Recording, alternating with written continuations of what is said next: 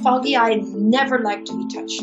And then one day showed up, had a wire coming out of her mouth. She actually accepted me to pet her. I was like, I'm going in. So I opened and went in, grabbed the hook. Since that day, she's become the shark that loves to be touched the most. When I start removing hooks, other sharks start showing up with hooks. I've become obsessed with removing these hooks. I do believe they communicate, and the shark dentist is in.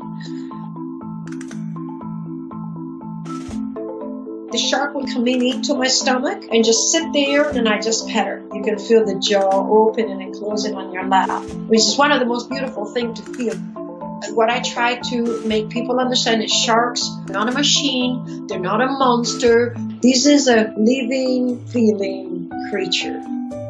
A shark shows up with a hook that I can tell is very comfortable. My brain cannot focus. It's not that as soon as they come in, I try to remove the hook. It takes a long time to build the trust. Some hooks are very easy. Some of them requires weeks. For as feared as they are, it's one of the most vulnerable animals. Their vulnerability makes me want to protect them. It was a childhood dream. My dream job was to be an underwater scuba ranger. To go roam around the oceans of the world and make sure that the reef is protected and I will have sharks for friends. I had the opportunity to take a trip to learn how to scuba dive in the Bahamas. I did my shark feeding dive and I was just like, they dive with sharks, they work with sharks. I went back home and dropped everything. Told them, I said, I'll be back in a year, and moved to the Bahamas 24 years ago.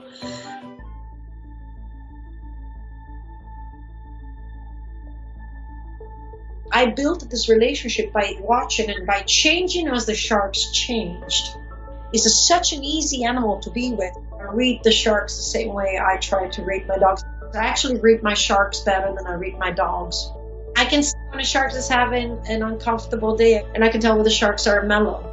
The food is what allows the sharks to come close enough for me to reach out and pet them. But then it's their decision to stay. I do recognize each and every one of them. I have Grandma, I have Stompy, I have Track, and I have others. These are my sharks, my babies. With the right knowledge and understanding, I think is one of the safest animals in the wild to be with.